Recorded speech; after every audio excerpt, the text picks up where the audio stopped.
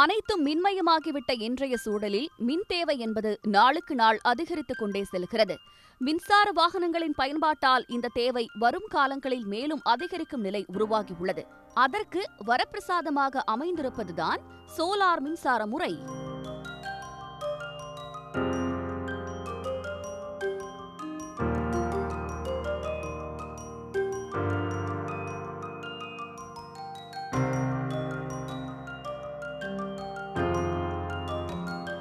சூரிய ஒளி மூலமாக அவரவர் வீடுகளுக்கான மின்சாரத்தை அவரவர்களை தயாரித்துக் கொள்ளும் சோலார் முறையை பயன்படுத்த அரசு 40 விழுக்காடு மானியம் வழங்கி வருகிறது.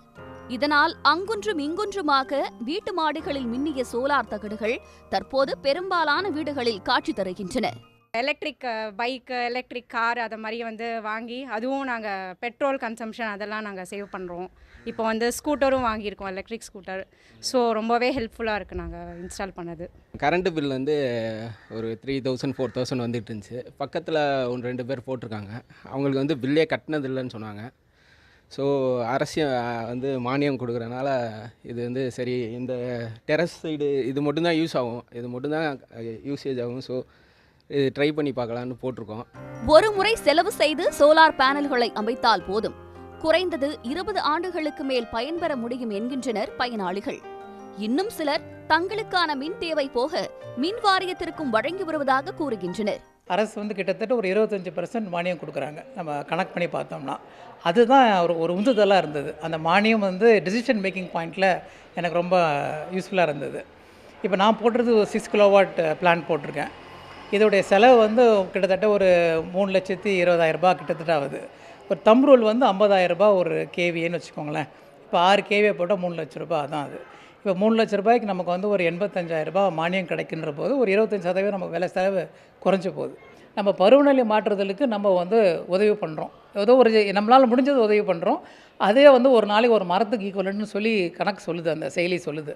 அது உண்மைன்னு நினைக்கிறேன் நான். ஸோ அதுவே ஒரு பெரிய contribution as a person to the climate control system. நான் சோலார் இன்ஸ்டால் பண்ணதுனால கவர்மெண்ட் எவ்வளோ தான் ரேட் இன்க்ரீஸ் பண்ணாலும் எனக்கு பாதிக்காது. நான் 15 வருஷத்துக்கு பண்ண வச்சு 3 ரூபா பர் யூனிட் ஆச்சு. அப்புறம் 5.75 ஆச்சு. அப்புறம் 6.60 ஆச்சு. இப்போ 8 ரூபா ஆச்சு. எனக்கு கவலையே இல்லை. நீங்கள்லாம் கட்டுவீங்க, நான் கட்ட மாட்டேன். ப்ளஸ் பாயிண்ட் என்னென்னா, டே டைமில் நான் மின்சாரம் உற்பத்தி பண்ணுறேன். சூரிய ஒளியிலேருந்து நான் எவ்வளோ உற்பத்தி பண்ணுறேன், நான் சிலது உபயோகிக்கிறேன். எவ்வளோ அதிகமாக இருக்குதோ அதை நான் கவர்மெண்ட்டுக்கு கொடுத்துட்றேன். அது பேர் நெட் மீட்டரிங். எனக்கு கவர்மெண்ட்டில் கிரெடிட் கொடுக்குறாங்க. அரசு மானியம் வழங்கினாலும் மின்மீட்டர் பொருத்துவது உள்ளிட்ட மற்ற வழிமுறைகளை எளிமையாக்கினால் தமிழ்நாடு மின்மிகை மாநிலம் என்ற கூற்றை தொடர்ந்து நீட்டிக்க முடியும் என்பது நிதர்சனம். தங்களுக்கான தேவையை தாங்களே பூர்த்தி செய்வதற்கு வழிவகை செய்யக்கூடியதுதான் சூரிய ஒளி மின்சக்தி. இதற்கான பேனல் அமைப்பதற்கு அரசு மானியம் வழங்கினாலும் இதற்கு மீட்டர் பெறுவது மற்றும் மற்ற வகையான வழிமுறைகளை எளிமைப்படுத்தினால் இன்னும் அதிகமான பொதுமக்கள் சோலார் பேனல் அமைத்து தங்களுடைய தேவைகளை தாங்களே பூர்த்தி செய்வதோடு அரசுக்கும் ஒரு பங்களிப்பை செய்வார்கள் என்று தெரிவிக்கிறார்கள் பொதுமக்கள். சன் செய்திகளுக்காக ஒளிப்பதிவாளர்கள் சேகர் மற்றும் ஐயப்பனுடன் அன்புச்செல்வன். உடனுக்குடன் செய்திகளை தெரிந்து கொள்ள சன் நியூஸ் பெல் ஐகானை கிளிக் பண்ணுங்க.